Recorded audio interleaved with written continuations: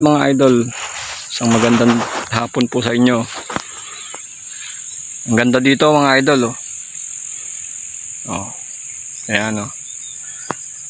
Uy. May dalawang bata na nangunguha ng bayabas. Uy. Bayabas ko 'yan, ah. Ayan, oh. Tandaan niyo po ba ng mga bata pa po tayo, mga idol? Bago kayo papasok ng school, magladaanan nyo yung mga bayabasan. Kukuha muna kayo. Ganito po, oh. Ayan, oh. Oy. Ay, hindi pa gaanong hinog. Ito. Ito, idol, oh. Hinog na siya. Iyan, oh. Iyan, oh. Bayabas. Daing bunga. Laki pala ng puno ng bayabas na to. Ayan, oh. Tapos nandito tayo sa gilid ng bukid, eh. Ayan, may mga bukid, may tanim na palay na. Kunti pa lang po yung tanim. Panibagong tanim po yan. Ayan, oh. Ang ganda, oh. Green na green yung kapaligiran. Ang dae.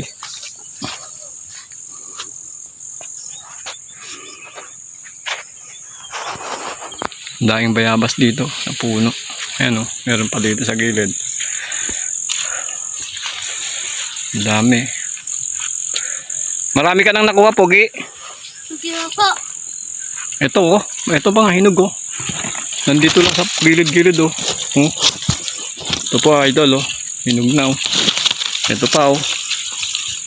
Oh. Shout out po sa may puno ng bayabas. Hingi lang po kami to. Ayan mga idol, oh. Alam niyo po ba ang bayabas ay napakayaman sa vitamin C? Ayan po. Ito pa. Mayaman po yan sa vitamin C. Maliliit naman yan. Ito malaki. Uy, ang laki. Ito. Ayan, oh. Ang laki nito, idol, oh. Hinog na siya, oh.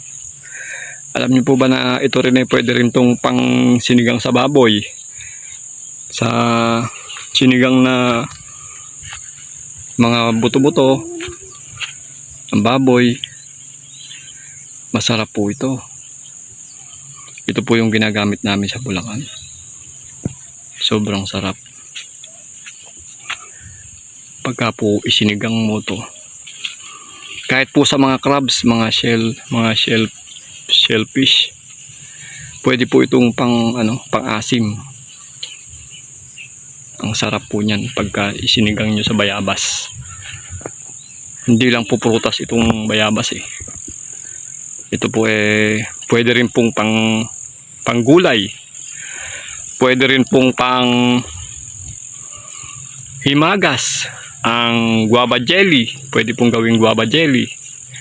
Sa inyo pong kaalaman mga idol, ito pong bayabas marami po tayong pwedeng gawin dito sa bayabas.